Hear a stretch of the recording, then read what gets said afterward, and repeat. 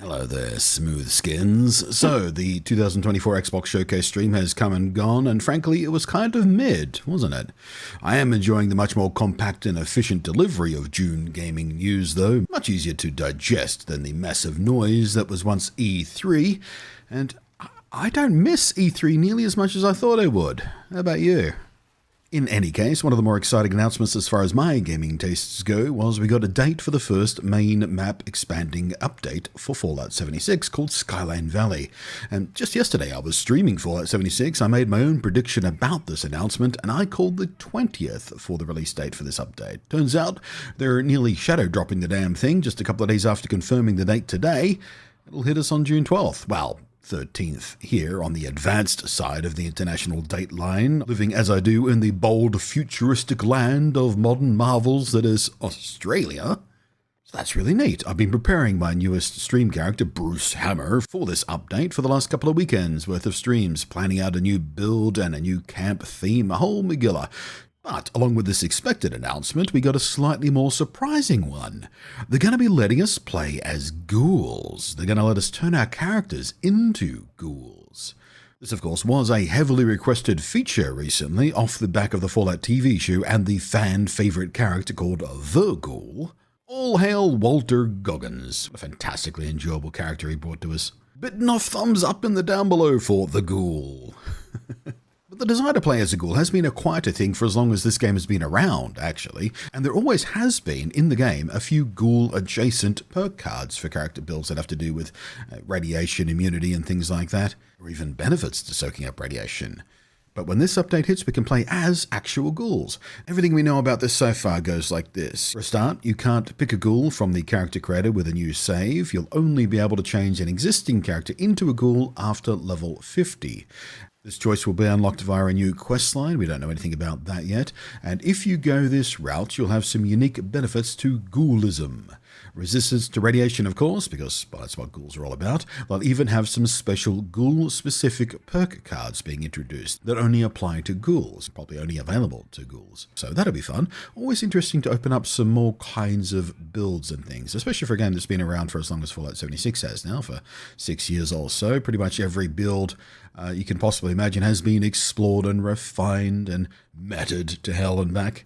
As you can imagine, there's also going to be some downsides for being a ghoul, for balance's sake, of course. The human factions, like the Brotherhood of Steel, of course, hate ghouls and mutants and such. So if you're a ghoul, they're not going to work with you. And I'm guessing they'll probably open fire on sight at you. And of course, Modus at the Enclave, well, they were rather concerned about radiation and mutations already when you first met them. What are they going to think and what are they going to do when you roll up on them like a Shar-Pei burn victim and drinking in radiation like it was sunshine? What a Foundation going to think of you? And this kind of thing will also affect certain quests, even the mainline quests, apparently. And I doubt any Brotherhood-based vendor is going to sell you anything anymore, certainly.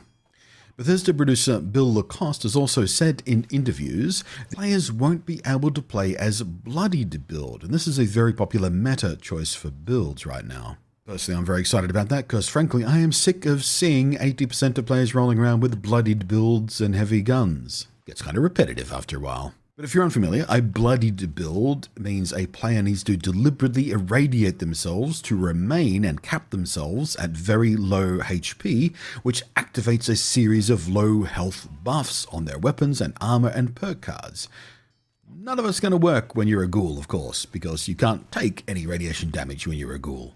Now, Bloodied builds are very, very powerful, which is why they're popular as the meta build. But the question now becomes, with these special ghoul perk cards, is a ghoul build going to be able to match a Bloodied build? You also have to wonder, will this also come with some new weapon choices? Because as interest surged around being able to play as a ghoul, or roleplay as a ghoul at least in the game, thanks to the TV show, and there are, of course, YouTube videos out there of people doing playthroughs of the Ghoul and Lucy and all that sort of stuff. But the Ghoul is tricky to do in the game, not just because you don't really have the right perks and you can't be immune to radiation and all that kind of stuff, but there's also the fact that we can't really replicate the Ghoul's weapon loadout in the game right now. We do have a pretty nice lever-action rifle available to us, but pistols in general, specifically, right now in 76, are rather in dire need of a buff, because they're one of the only few playstyles that is very hard to make practical at endgame these days. Shotguns, wonderful. Riflemen, wonderful. Heavy guns, wonderful. Energy guns, wonderful. Pistols, not so much. And certainly if you see me play my melee build of Bruce Hammer, he is very powerful. So if they're introducing this ghoul build choice, partly because of the flood of requests they got after the TV show, are they going to also give us some the ghoul type weapons? We are of course getting some new weapons with the Skyline update too, so we'll be kept busy with that. The other thing is this choice permanent? Because under existing Fallout lore, there is no cure for ghoulification. Once the process starts, that's it, you're done. So there's every chance that in this game, this might be an irreversible choice, which will be interesting. And of course, there's no save scumming in an online game like 76, so you can't just roll back to an earlier save. That's all server-side stuff. So yeah, some open questions here. We're playing a game of wait and see for now, I guess. But in the meantime, Skyline Valley will keep us busy for a while yet. Can't wait to bite into it, test out everything new down there. New armors, new quests, new weapons, new opportunities, new campsites, new enemies, new events. It's all going to be very, very fun. Yeah, so let me know what you think. Are you going to play as a ghoul? What would stop you playing as a ghoul? What would sell you as playing as a ghoul? Personally, I'm undecided right now if I want to turn Bruce Hammer into a ghoul, or even my main character, really. Maybe before we get to this particular update sometime next year, I'll start a new character with ghoulification specifically in mind. Do a little roleplay or something, I don't know. But isn't it lovely to have Fallout 76 being a properly exciting game again after its troubled beginnings? Genuinely, if you haven't tried it yet, you should give it a go. It's properly fun. Thanks for watching. I am Bloody. Thank you as always to the patrons scrolling up above there, and I will catch you next time.